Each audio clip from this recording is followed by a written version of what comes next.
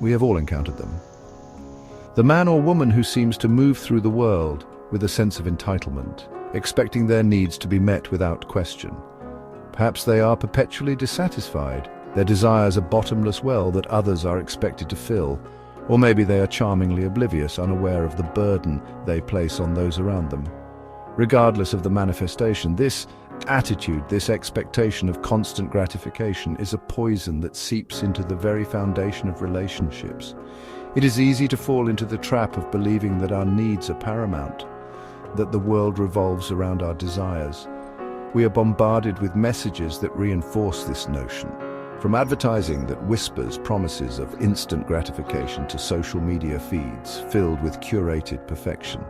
But true happiness, true fulfillment, cannot be found in the relentless pursuit of our own satisfaction. It requires a shift in perspective, a recognition that we are not solitary beings but part of a larger web of interconnectedness. To demand constant attention, to expect our partners to shoulder the burden of our emotional labor without offering the same in return is not love. It is a form of emotional vampirism, slowly draining the vitality from the relationship. We must be willing to give as much as we take, to offer support and understanding in equal measure. This does not mean sacrificing our own needs entirely, but it does require a willingness to compromise, to prioritize the well-being of the relationship over our own immediate desires.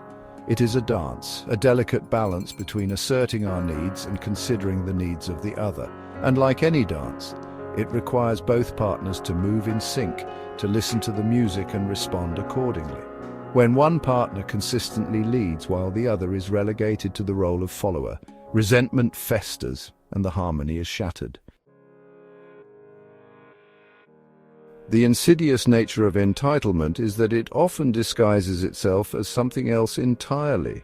We may convince ourselves that our demands are justified, that we are simply asking for what we deserve.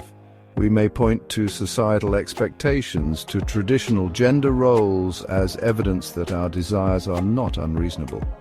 But true equality, true partnership cannot exist within a framework of entitlement. This is especially true when it comes to financial dependence. For generations, women have been conditioned to believe that their financial security lies in the hands of a man. This belief has been reinforced by societal structures that limit women's access to education and economic opportunities. While progress has been made, the echoes of this outdated paradigm still linger, whispering their insidious messages into the ears of both men and women.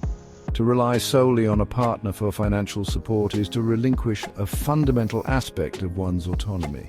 It creates an imbalance of power within the relationship, leaving one partner vulnerable and dependent. This is not to say that women, or men for that matter, should shy away from relationships where one partner earns more than the other. But it is essential that both partners contribute to the financial well-being of the household in a way that feels equitable and sustainable. This may mean pursuing higher education, learning a trade, or starting a business. It may mean working part-time while raising children or taking on the role of primary caregiver while one's partner focuses on their career. The key is to find a balance that works for both partners, one that allows each individual to feel valued, respected, and financially secure.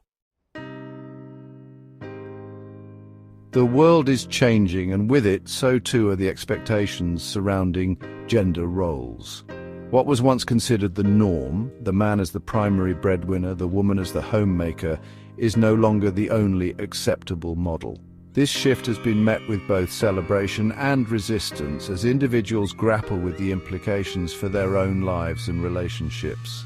Some cling to the familiar comfort of traditional roles, fearing that any deviation will lead to chaos and instability. Others embrace the possibilities that come with greater equality, recognizing that relationships can be stronger and more fulfilling when both partners are free to pursue their full potential. The truth, as is often the case, lies somewhere in between. We're not defined by the roles that society attempts to impose upon us. We are not limited by the expectations of our parents, our peers, or our partners. We have the power to create our own narratives, to define what it means to be a man or a woman in the 21st century. This requires a willingness to challenge outdated beliefs, to question the status quo, and to forge our own paths.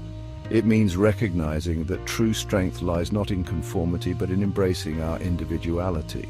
It means celebrating the unique qualities that each gender brings to the table while simultaneously acknowledging that we are all human beings deserving of respect, dignity, and equal opportunity. It means creating a world where our children, both boys and girls, are free to dream without limits, to pursue their passions without fear, and to love whomever they choose without judgment.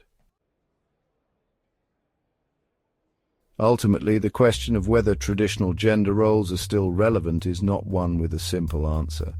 The world is a tapestry woven from countless threads, each one representing a different perspective, a different lived experience. What works for one couple may not work for another. What feels empowering to one individual may feel restrictive to another.